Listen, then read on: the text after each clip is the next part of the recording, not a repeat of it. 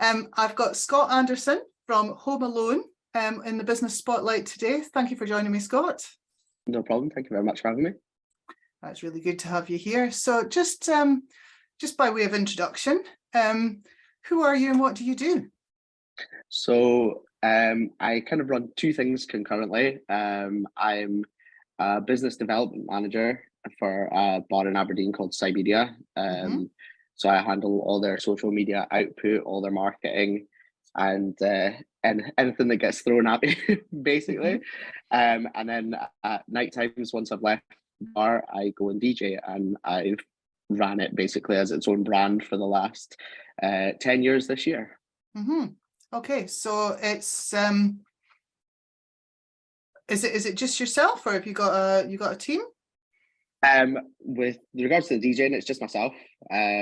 It's very much a solo project. I've slowly kind of taken on people here and there for little jobs when I've needed it.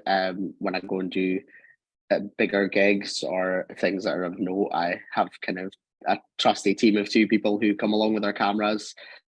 But I try and do the bulk of it myself. Obviously, filming something that when I'm playing, I can't do it myself. But I'll take the memory card off of them once we're done. I do all the editing. I do all the social posts. Basically, take it upon myself to get as much exposure and get out there as much as possible. So marketing's a big part of what you're doing then. Yeah, in your day job and for the business yourself.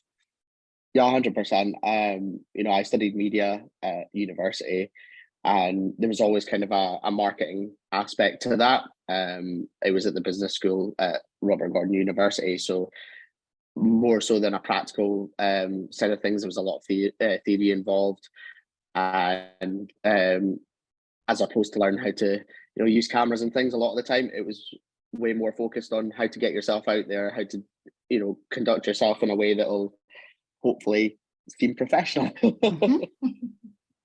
So yeah, tell me, who's the first person that comes to mind when you think about success? I would always say my parents. I always look at them as kind of the pillar head of success in my life. They've always taught me the good and right way to do things, and I've always learned to be appreciative as a person solely because of them. Other than that, it's just people that I look up to, musicians, and I'm slowly, as I get more and more into the marketing world, seeing a lot of people who do really great things there, and who I want to kind of emulate and look at what they do and apply it into my day-to-day life. That's a really good learning, actually, for anyone in business. You don't have to reinvent the wheel. Just go and see what someone else is doing, and emulate that. Yeah, 100%. I mean, we're not no one's breaking new ground when they do a lot of things. It's all about taking things that already exist and putting your spin on them and showing your personality within it. That's, especially in my day job, it's a massive thing for me for content, is showing that we're all humans, and we all just like having a laugh and going into our work and hanging about with our friends. I'm a huge subscriber to the idea of work shouldn't feel like work, and so as much as we can inject that into our day-to-day life and also put it out there so the public can see it, then all the better. Fantastic. Yeah, I totally agree. I'm just thinking back to these other marketers that you want to emulate. Any names? So for anybody watching that says, who's doing it well, who would you recommend that we look to? So I see a lot of people, mostly it comes from web articles. It plays a big part in what I do on a day-to-day basis. But I'm actually this evening going to a specific event. I'm going to try and see who it is that I'm going to listen to. Where are we?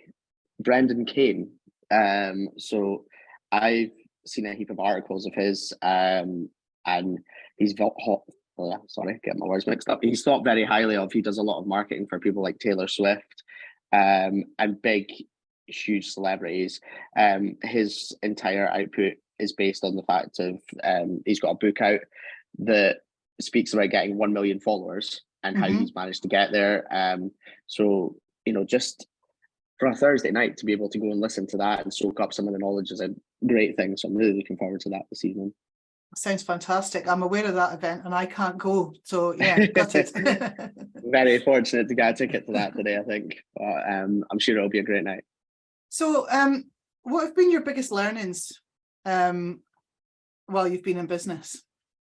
I think probably my absolute biggest one is just about being yourself and showing your personality as best you can. I think it's very easy to look at a lot of companies that are faceless, and I personally don't find that very endearing. I understand why companies have to do it, because we're not all the same. We're all very different people, and it's got to apply to a massive section of society. But generally, I find that having a laugh and just acting like children a little bit allows for a lot more of a connection to people. You know, in my day job, that relies on us finding a way to make what we do sound appealing. At the end of the day, all we do is serve pints and serve food, but there's got to be a fun way that you can do that. The last couple of months, we've been shooting a lot of videos. We've ended up on billboards in Times Square. That was our biggest one lately. Wow. And just all around doing things that focus on our love of the city that we're from. We take a lot of pride in being from Aberdeen, but also just as people, we like having a laugh and we like being pals with each other. So trying to inject that into video content. When it comes to my DJing, I kind of do the same. I'm very pop culture based. I can go to a nightclub and DJ for hundreds, thousands of people, and just play the songs that I want to play. But when it comes to actually getting myself out there and marketing myself, I have to think of interesting ways to do that. So through lockdown, I invested in a 99p roll of green wrapping paper and built a green screen in my bedroom at the time. We've graduated onto an actual green screen now, but I would do videos of me DJing, but it would be silly things like doing Boris Johnson related routines, or when Stranger Things came out, I would do a video about that, and it would just be something related, something topical, and doing things in a timely fashion really really works for me. So when I shoot content, I want it out there as soon as I can, while it's still a talking point for everyone. If it's going on in the world and it's a popular trending topic, it needs to be covered, and it needs to be covered quickly before the world moves on. Yeah, fun. Yeah, so much in there. 99p is the investment that you spent on your green screen. So that's yeah, a brilliant learning for anyone. You don't need, it doesn't need to be complicated tech. It was lockdown at the time, and I think it was Easter weekend, so none of the shops were open for both of those reasons. And I went to Asda and tried to find something. At the end of the day, for a green screen, you just need a color that's not on you, basically. So I just bought some cheap wrapping paper and put it up in my bedroom. And obviously, you know, it's not ideal. It's not the best looking thing possible, but it did the job. And for a good 3 months, I was doing a video every 2 days, and they were getting 5,000-6,000 plays each time. So it definitely taught me a lot about content creation. It taught me a lot about getting myself out there, and it was just something nice to do at a time when people needed a little bit of humor and a little bit of fun. So I would do it all again in a heartbeat. I just don't have the time to do as many of them now. Oh, and we definitely don't want to go through the what it was that got you to that point, to having to be sticking up wrapping paper on your bedroom wall. So yeah, exactly. We don't want to be there again. But, so I mean, that's something that you've changed because of what was happening 3 years ago. Anything else that you've had to change in terms of your business? Not hugely. I feel like it's more the actual landscape's changed a bit. So the people who are taking in my content now, are a lot more fast paced. You have to get to the point of what you're doing a lot quicker. We found, for example, um, last week we went away to New York and we put our advert for the bar on TVs, on one of the big billboards in Times Square. Um, we shot this big fancy movie about it, and it all looked very good. But at its core, although it did fantastic online, I think it did 16, 17,000 views. But the actual point of the video and getting to the humor was right at the end. And you learn very quickly in a moment like that that if you put it at the start, you probably would have held the viewers on a lot longer. So it's just about each time you do something, taking a quick look at the analytics. I'm not a hugely analytical guy when it comes to content, but when there's something like that where you just, it pricks up a little thought in your head, why has this happened? It's always good to go in, look, see where your viewers are coming from. You know, we find marketing wise with the bar, there's a massive amount of people come and stay. We've got a hotel that's joined on to us. They stay with us coming from Shetland because they don't have a Primark or a McDonald's in Shetland, and we're across the road from a Primark and a McDonald's. So it was about then going, okay, let's target a Facebook advert specifically to people in Shetland who like Primark and McDonald's. And you see that coming back to you and working, because you're looking at the trends and you're going, what do I have to do to stay ahead of this? And then acting on it. That's fantastic. Genius. I didn't know this was where today's conversation was going to go, Scott, but this is brilliant because there's so much that anyone like who's in business can get from this. So Yeah, who knew that you would tag your business with Primark and McDonald's? But it's weird when you find these things. You know, I never, like I said, I'm not a hugely theoretical person. You just every so often pick up on a little thing that seems just very trivial, but it works. And when it works one time, you can't really you can't ignore it. There's certain things that just, they all make sense when you actually sit down and think about it. And when you speak to people, a huge amount of our learning and knowledge that comes from our day-to-day lives comes from people like yourself, comes from people who speak to me on LinkedIn and things like that, who just have genuine conversations. You know, there's a lot to learn about the world and about how people act and how people consume content, that you only get to know from speaking to the people who are viewing it. You know, it's very interesting to get that feedback and see what you're doing right and see what you're doing wrong.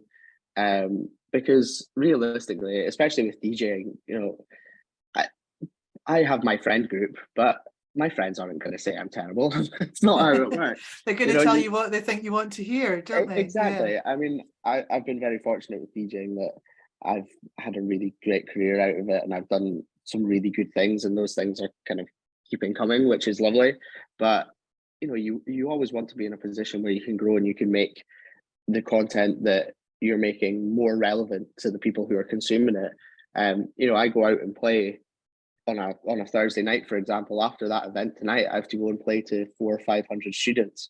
I'm 32 almost. They're 18. It's a very different audience, and so it helps to actually remain in those nightclubs, playing the events, and finding out what they like, because ultimately they're the generation of consumers that you're wanting to tap into just now.